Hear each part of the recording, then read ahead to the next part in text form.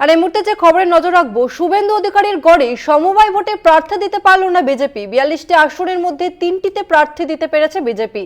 পূর্ব মেদিনীপুরের কালিকাকুণ্ডুতে জয়ের পথে তৃণমূল, মানুষ বিজেপিকে প্রত্যাখ্যান করেছে এমনটাই কিন্তু দাবি করছে তৃণমূল। এই মুহূর্তে আমাদের সঙ্গে ফোন লাইনে রয়েছে প্রতিনিধি ভোলানাথ বিজলি। ভোলানাথ, ঠিক কি কারণে প্রার্থী দিতে পারল না বিজেপি, কি বলছে তারা?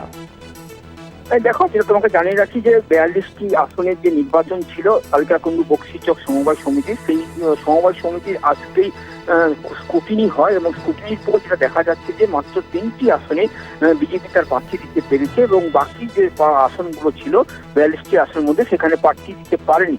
অর্থাৎ প্রায় 39টি আসনে বিনা প্রতিদ্বন্দ্বিতায় তৃণমূল কংগ্রেস জয়ী হয়েছে এবং আগামীকাল অর্থাৎ শুক্রবার নমিনেশন প্রত্যাহারের শেষ দিন রয়েছে এবং সেখানে দেখার বিষয় ওই 3টি যে আসনে বিজেপি প্রার্থী দিয়েছে সেই 3টি আসনে বিজেপি প্রার্থী ধরে রাখতে পারে কিনা বা 42টি আসনের মধ্যে 42টি আসনে বিনা প্রতিদ্বন্দ্বিতা তৃণমূল জিততে পারে কিনা সেটা এখন সবচেয়ে বড় দেখার বিষয়।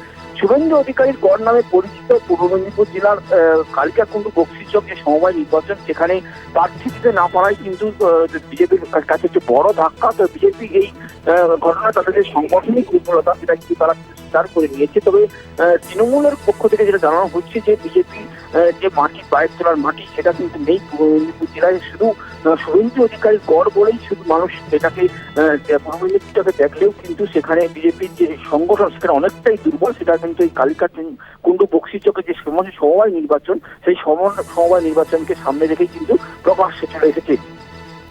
ধন্যবাদ তোমাকে ভোলানাথ। আমরা কথা বললাম প্রতিনিধি ভোলানাথ বিজলির সঙ্গে।